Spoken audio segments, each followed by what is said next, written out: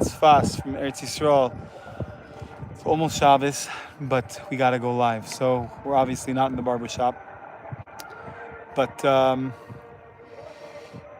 it's Parshas Chukas-Balak, and you can hear the music already. It's mamish close to Shabbos. Right before Shabbos, they play beautiful Shabbos songs.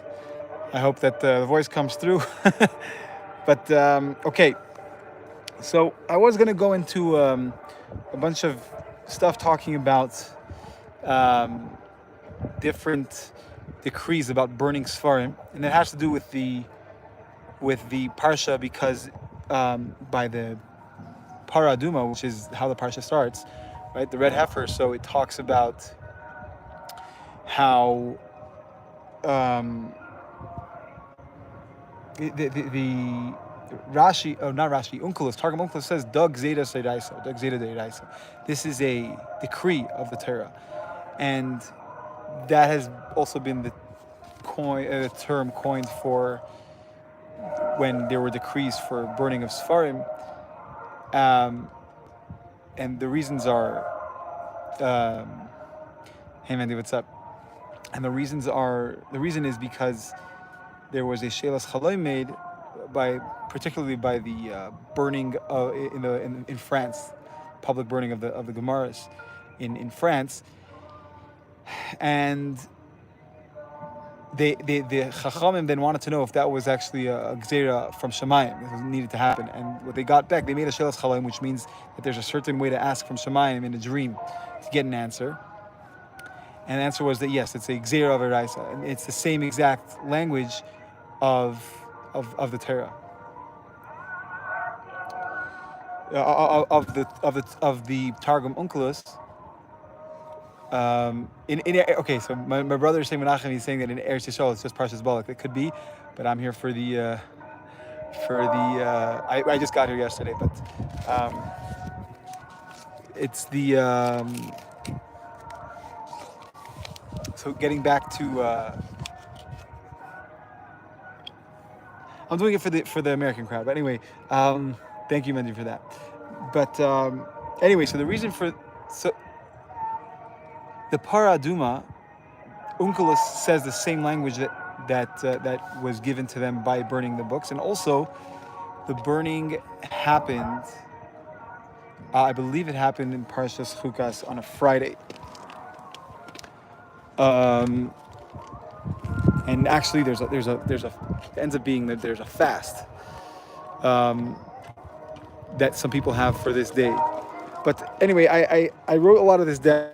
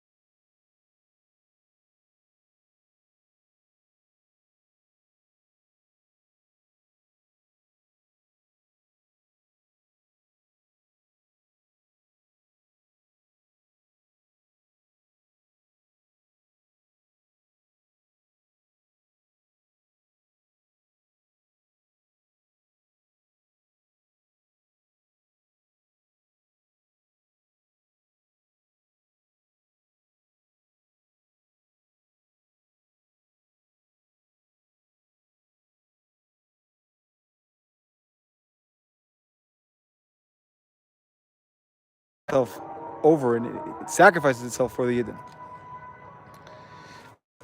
Just wanted to go through a few things here. Let's see. Whoops, wrong way. Going back to Parshas Kerach. Okay.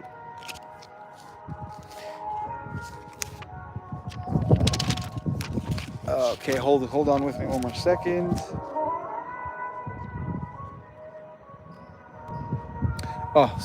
So now we talk about the Paraduma is there.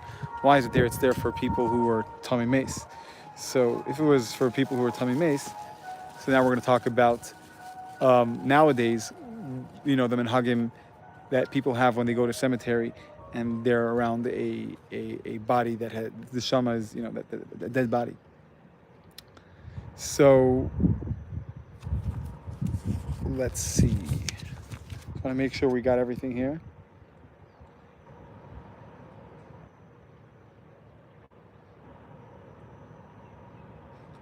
Okay, so the Magid Misharim, which is actually a sefer, I believe, from the Beis Yosef, and that was what he learned from a special Magid, like someone who would come and learn with him and tell him secrets of the Torah. Very, very interesting. So it says that actually a person should not pass 3 days without going to mikvah,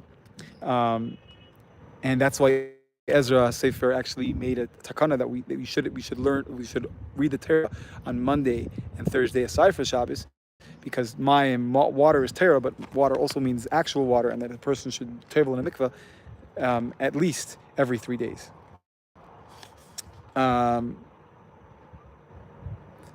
Just talking about purification in general. But sorry, this is all over the place. It's mamish, like it's not as organized as normal. I mean, Eretz Yisrael, have to get ready for Shabbos. So, right, this is brought from the Sefer Tamim and Hagim, that it says he should be purified or sprinkled on, but it means to be purified or be atoned for on the 3rd day. So that's the 3rd day, meaning that it's like a remez, it's like a hint from the Torah that a person should go to the mikvah at least every 3 days. And the Ben Ish Chai, this is talking about the Ben Ish Chai says, people asked him about the idea that some people would go to mikvah after going to a cemetery. Now we know that the halacha says we have to wash our hands. Some people go to the mikvah. The Ben Ish Chai said that they actually do something very good. It's a good minhag to have. And just one last thing about going to the mikvah, I forgot who brings this down. It says that actually going to mikvah is good for the nefesh, ruach, and neshama. It's pashut good for the neshama. So, very special stuff. Anyway, there's so much to talk about. There's the Be'er of Miriam, the well of Miriam, and there's also Parshas Balak. I just want to say something very, very short. I believe it's from the Rebbe. That how can we call a parsha which is holy?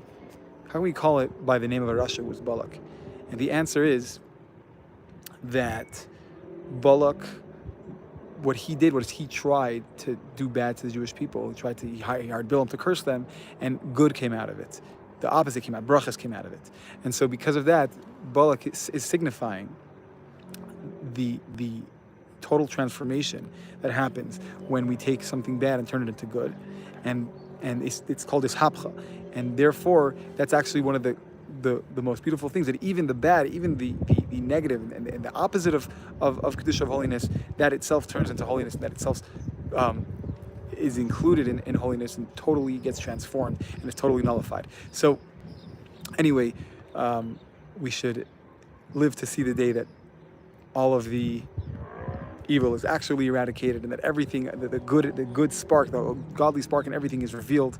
As we know, really everything comes from God. I'm coming to you from Tzfas, from Israel, and this is where it's all going to be, and hoping that Mashiach will come while we're still here now, and everyone will come here instead of having to go back to New York. But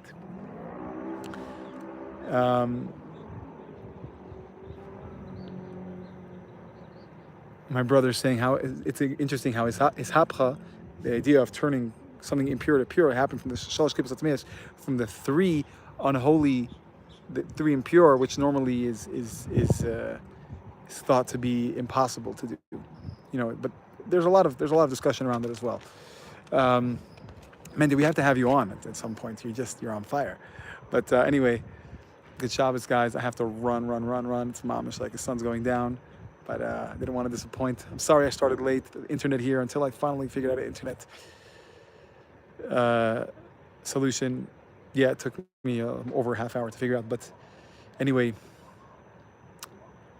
good Shabbos and Mashiach now.